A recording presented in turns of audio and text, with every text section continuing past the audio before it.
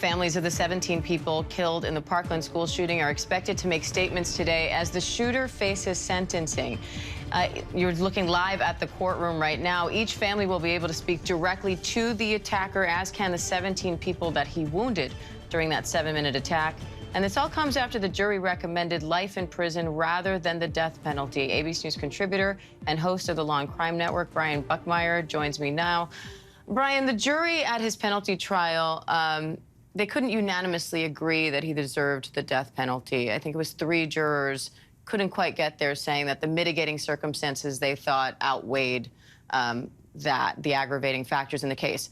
So the judge can only go as high as life without parole, but can she give a lighter sentence?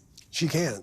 This is the one time where the judge really has to stick to that sentence of life without the possibility of parole. She cannot give, for example, parole just because of the nature of the crime. If, hypothetically, the jury had said, we recommend the death penalty, then she might have been able to go down, but we all know what the verdict's going to be here, life without the possibility of parole. So what's the purpose of the victim impact statements in a case like this? Short answer, catharsis.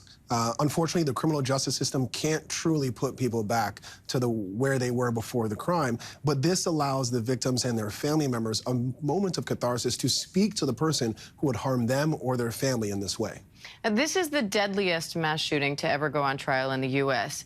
Can what has happened so far and what happens next in this trial set a precedent for future cases?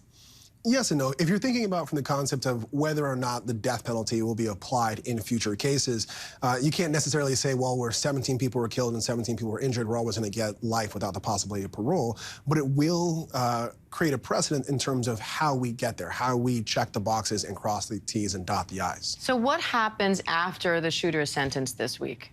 So after that, you're not going to see the appeals that might have happened if he was sentenced to the death penalty. The case is pretty much over from there. Of course, we've heard some mumbling as to what happened in the jury deliberation room. I don't think the prosecution is going to seek to overturn the sentence of life without the possibility of parole. So after this, it's pretty much done.